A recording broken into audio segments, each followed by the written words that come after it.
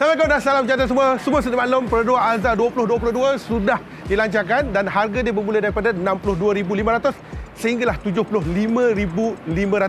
Dan kita pun dah buat full review tentang Perodua Alza 2022. Tetapi hari itu kita cuma fokus kepada versi high spec saja, iaitu versi AV. Dan untuk Perodua Alza 2022 didatangkan dengan 3 pilihan varian, low spec, X, H dan juga AV. Dan atas permintaan anda juga, atas permintaan ramai, hari ini kita akan review versi yang paling low spec sekali, iaitu Perodua Alza 2022 versi X. Dan mungkin ada yang nak tahu pada ini. So sebelum kita bermula pada video ini, abang nak ucapkan ribuan terima kasih kepada Perodua Triumph Point Siang Berhad daripada Alor Star Kedah kerana memberi peluang kepada kita untuk review kereta ini. So macam biasalah, bagi anda yang baru jumpa channel ni, yang masih belum subscribe, jangan lupa subscribe dan jangan lupa juga tekan loceng. So tunggu apa lagi? Jom!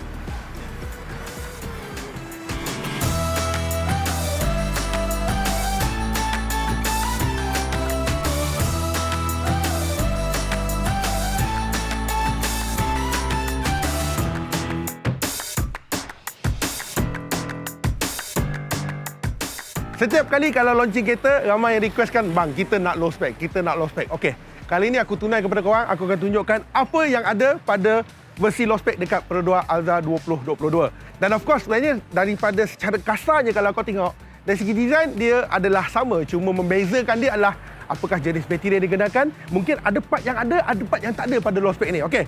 So, first kita bermula dari segi lampu lebih dahulu. Lampu sebenarnya berbeza dengan medium spec dan dengan low spec. Kalau kau perhatikan, lampu dekat dalam ni macam ada 3 piece tau. Tetapi untuk medium spec dan low spec, dia lebih banyak sikit. Dia ada lebih pada 4 piece kalau tak silap saya lah untuk bahagian ni. So, first lampu dah berbeza.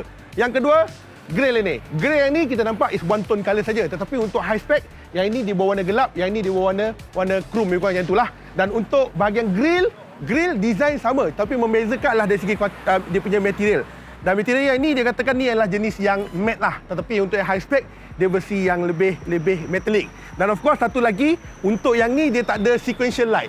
Yang ni dia punya signal dia adalah signal yang biasa, dia tak ada sequential light. Dan berbalik pada bahagian bawah, kita nampak perumah fog lamp ada, tetapi dia tak ada fog lamp. So yang lain-lain masih lagi kesan sama.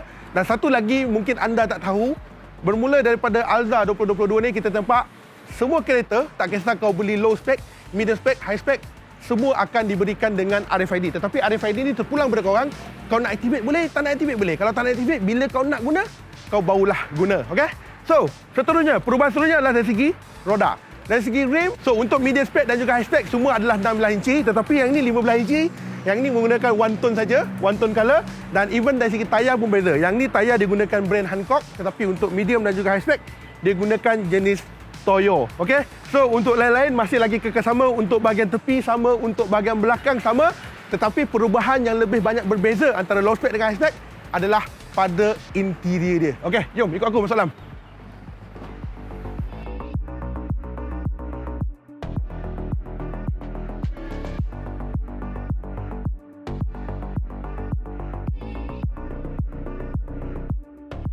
So, untuk interior, first, ada yang nak tengokkan kunci. Okey, kunci Alza macam ni rupanya. Tak kisahlah kau spek apa sekalipun, semua adalah sama saja.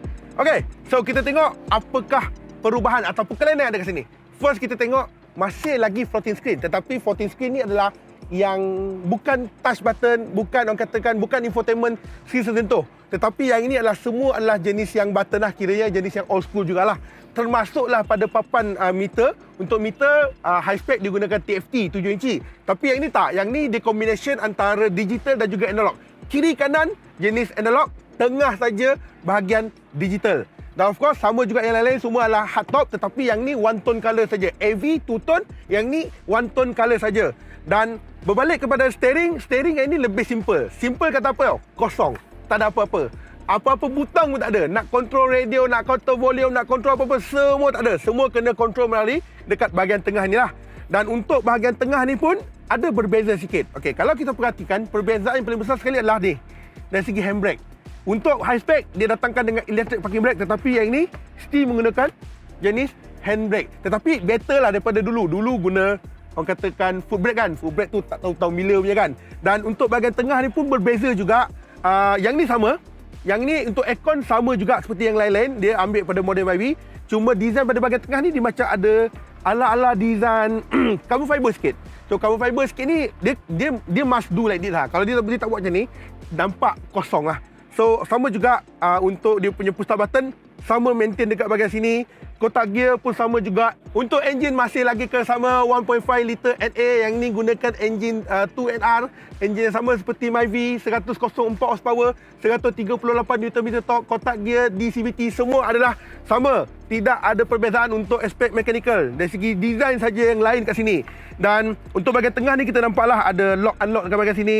Dia ada 12 watt charger kat sini. Depan saya tak nampak ada USB port. Tak ada. Depan tak ada, babe. Ui, depan tak ada. Depan tak bagi USB port, dia bagi kat sini saja. Tapi belakang ada dua lah. Dan untuk bahagian tepi pun berbeza juga. Dia punya design is all black lah. Dekat sini all black. Dan material digunakan semua plastik lah. Tak ada yang soft touch. Even yang ni pun semua hard juga. Dan seterusnya untuk low spec, seat adalah fully fabric. Dia tak ada combination leather fabric ke tak. Semua adalah jenis fabric. Dan untuk bahagian belakang juga berbeza juga. Aircon belakang masih ada. Tetapi tak ada lagi armrest. Belakang tak ada armrest. Dia cuma ada dua seat, one piece dengan two piece lah. Yang seat seorang dengan seat dua orang. Dia boleh turun macam ni juga. Okay? So untuk lain-lain masih lagi kekal sama, tidak ada perubahan. Tetapi yang ni nampak lebih memang low spec lah. Memang low spec kan. So beza harga almost 13,000, 14,000. So ini yang kau dapat lah. Tetapi bagi aku kalau kau nak cari entry level, the new Alza harga 60 lebih, ini adalah pilihan yang ada lah. Dan seterusnya, last but not least, dari segi ada sistem. Untuk ASA, standard untuk semua variant, tak kisah low spec, high spec, tetapi ada limitation dia. So dia boleh detect macam front collision warning saja. Yang lain-lain macam nak detect lane, nak detect dari segi correction semua, yang tu tak adalah. Dia tak ada adaptive cruise control, dia tak ada low speed monitor. So si pakai ni kan. Kalau ada versi electric parking brake ya, yang ada low speed monitor. Yang lain-lain overall sama, cup holder here there, semua masih lagi kekal sama. Dan untuk bahagian aircon kita nampak dia tak ada garnish finishing. Dia tak ada finishing lah. Kiranya all is plastik lah. Dan secara keseluruhannya untuk low spec, interior ni semua memang plastik bang. Plastik. Semua adalah plastik. Dia tak ada soft touch langsung. Even dia nak membezakan finishing dia berkala-kala sikit ke, nak krum-krum sikit ke, nak grey-grey sikit ke, tak ada. All is a black. Yalah, kau nak ambil low spec kan, perbezaan harga lebih kurang 13,000 kan. So aku rasa ini adalah antara berbaloi juga lah. Kau bayar 60 lebih, kau dapat all new Alza, cuma membezakan yang ni. Tetapi, penting, yang ni semua boleh tukar kemudian bang. Kalau ada ini, semua boleh kasih bikin.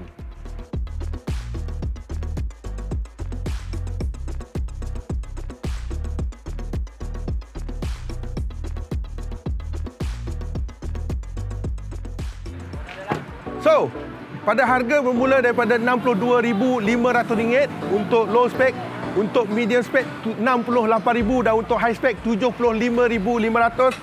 Adakah satu pemilihan berbaloi untuk Peredua Alza 2022?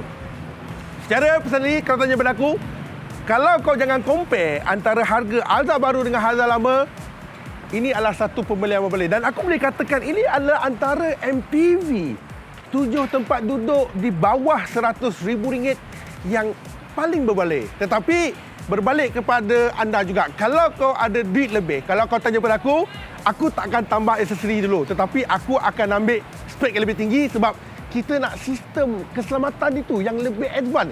Itu yang kita patut utamakan dan bukan kita utamakan dari segi aksesori. Tetapi apa-apa pun, depend juga pada bajet korang lah. Tapi kalau kau beli ni untuk projek car, nak modify ke, nak buat apa-apa, kau beli low spec lah. Tetapi kalau kau bajet kurang, tapi kau pada masa sama juga, kau perlukan sebuah MPV 7 tempat duduk, this is the right choice bagi aku. Okay? So, jika ada sebarang cadangan atau soalan, boleh nyatakan dalam komen ke bawah, kita cuba jawab. So, soalannya, nak tahu berbaloi ke tidak? Itulah dia jawapan dia.